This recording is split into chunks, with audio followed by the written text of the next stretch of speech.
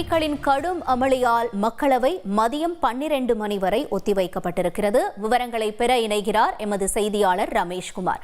ரமேஷ்குமார், வணக்கம். இந்த ஒத்திவைக்கப்பட்டிருப்பதற்கான காரணம் என்ன? மேலும் இன்றைய நிலையில் நடந்தது என்னவாக இருக்கிறது? அலுவல் பதிவு செய்யுங்க. அதாவது சற்று முன்னதாக இந்த பிஎம்சி பள்ளிகள் திட்டம் தொடர்பாக திமுக எம்பி தமிழச்சி தங்கப்பாண்டியன் எழுப்பிய கேள்விக்கு மத்திய கல்வி அமைச்சர் தர்மேந்திர பிரதான் காட்டமான பதிலளித்தார். அதாவது பிஎம்சி பள்ளிகள் திட்டத்தை ஏற்றுக்கொள்வதாக கையெழுத்திடுவதாக ஒப்புக்கொண்டு விட்டு அதன் பிறகு தற்போது யூ-டர்ன் அடிக்கின்றனர். தமிழக அரசுக்கு மாணவர்களின் நலனை பற்றி ஒருபோதும் அக்கறை இல்லை. அவர்கள் அரசியல் செய்வது துரதிருஷ்டவசமானது. மாணவர்களின் எதிர்காலத்தை அவர்கள் தமிழக அரசு சீரழிக்கிறது.